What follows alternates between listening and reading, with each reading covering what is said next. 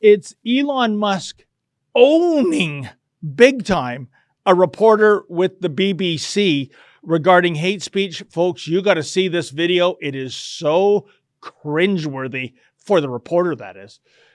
Total massacre. Content you don't like or hateful? What do you mean to describe a hateful thing?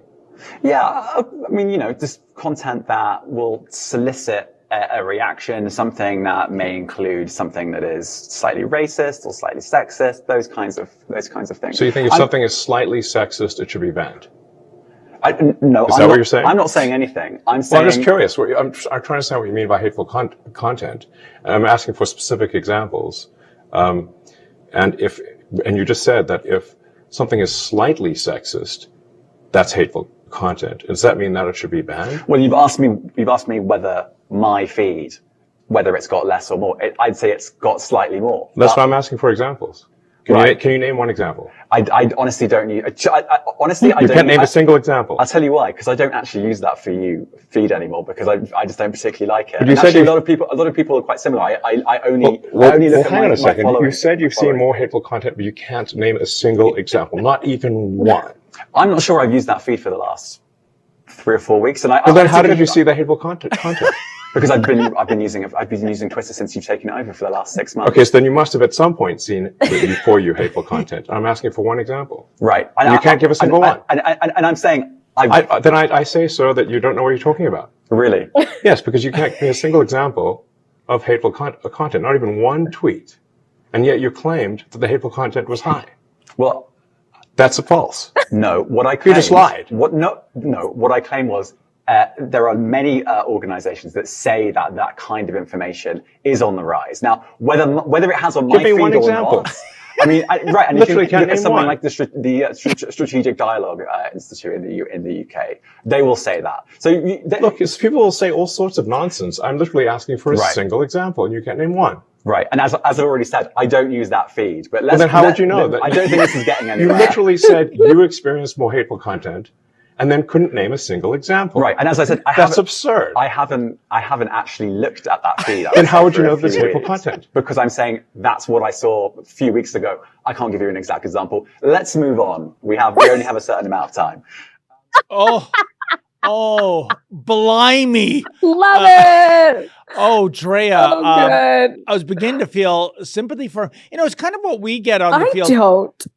Oh, go ahead.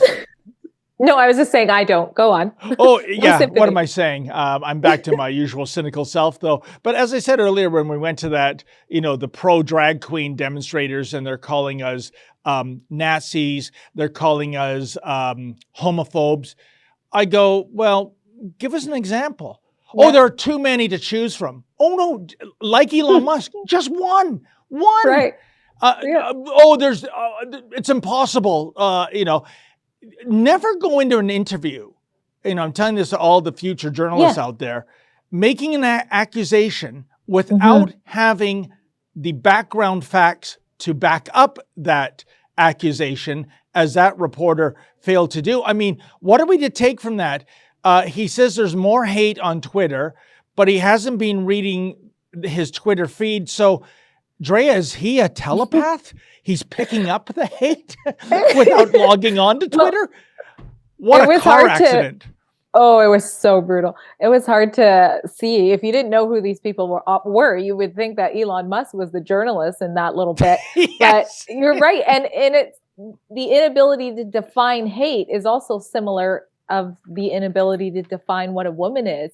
They're so used to throwing these things out that they hear over and over and over that they think that they don't have to define them or understand what they are anymore. And when they get cornered, they can't even narrow it down and do it. And you're right, as a journalist, if you're going to bring anything up, even if it's not even an accusation, you need to know what you're talking about. If you can't give one example, he keeps saying, well, I'm not using it anymore. After throwing it out there, well, it's your job, if you're going to do this interview, to use it and see for yourself what you're about to talk to this person about.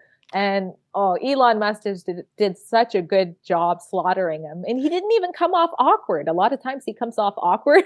He just smoothly massacred that journalist. Oh, he was a surgeon in that clip. And you got to ask, what was the unspoken strategy of that BBC journalist to paint Elon Musk as allowing hate to flourish on Twitter? Could it be because, as I understand it, unless it's been done already, isn't the BBC going to be described on Twitter as government-funded media?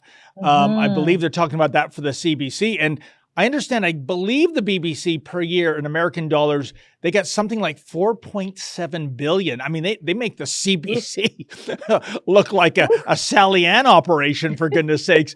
So do you think, Drea, maybe that was why they were on the attack? They're so offended for Elon Musk telling the truth, because I'm sorry, if you're getting over $4 billion US a year to fund your media platform, you are government funded, period. Period is right. And yes, I'm sure a lot of, outlets' heads are popping over the matter, but I am surprised that they actually aired that. So I'll give them some credit for not cutting that part out. I'm sure maybe Elon was recording in the back, you never know. But the fact that they aired it just shows how ridiculous. And yeah, I think it's great that Twitter's doing it. Feel free to put independent media on Rebel News if you'd like.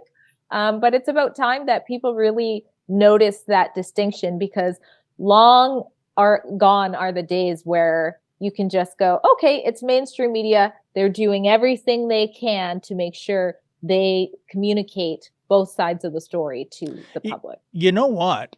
You make a great point that they aired that train wreck. And I don't know, I'm just asking, what was this perhaps a live interview? So there was no choice of, it going out there and somebody recording it. Because you're right. If I'm the BBC, that footage is, as they say in Hollywood, it's ending up on the cutting room floor because that was so disturbing to see. I mean, I'm squirming watching this reporter trying to make his point. And like you said, it was Elon Musk, Drea, that was coming across as the veteran reporter in that clip. Yeah, exactly. Oh, my goodness. Wow. That's a clip from something we call Rebel News Daily. It's our daily live stream hosted by my friend David Menzies, but the show also includes a rotating cast of hosts and special guests, including me. It's a great way for us to talk about the news of the day as the news is happening in an unscripted fashion, and it's an awesome way for you to interact with us as well. We stream every weekday, 1 p.m. Eastern, 11 a.m. Mountain, wherever you find Rebel News. See you there.